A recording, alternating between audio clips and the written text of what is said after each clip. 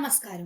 మహావిద్య మంత్ర channel కు స్వాగతం. హనుమానంజనాసును వాయుపుత్రో మహాబలః కపీంద్రః పింగళాక్షశ్చ లంకాద్వీపభయంకరః ప్రభంజనసుతః వీరः సీతాశోకవినాశకः అక్షహంతా రామసకः రామకార్యాదురంధర మహౌషధగిరేర్హారీ వానరప్రాణదాయకः వాగీశతారకశ్చైవ మైనాకగిరిభంజనः నిరంజనోజితక్రోధः కదలీవనసంవృతः ఊర్ధ్వరేతా మహాసత్వः సర్వమంత్రప్రవర్తకः మహాలింగప్రతిష్ఠాతా బాష్పకృతజపతాంబరः శివధ్యానపరో నిత్యం శివపూజాపరాయణः.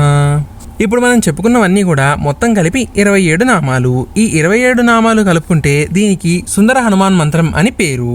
వీటిని పఠించకపోయినా కనీసం విని ఆనందించినా చాలు. ఈ 27 నామాలు కూడా ప్రతినిత్యం ఎవరైతే పఠిస్తూ ఉంటారో వాళ్ళకి విసూచి మొదలైన వ్యాధులేవి కూడా కలగవు. ఇది హనుమాన్ మంత్రం అని బ్రహ్మగారు చెప్పిన మాట.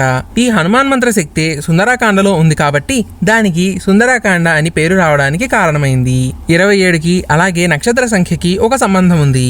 ఈ 27 నామాలు ఒక కూర్పులో రావడానికి ఒక ఆంతర్యం ఉంటుంది.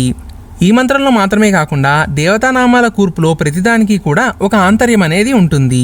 ఈ 27 నామాలు ప్రతినిత్యం పఠించడం వల్ల మనకి ఎటువంటి వ్యాధులు కలగవు, అలాగే అష్టైశ్వర్య ప్రాప్తి కలుగుతుంది.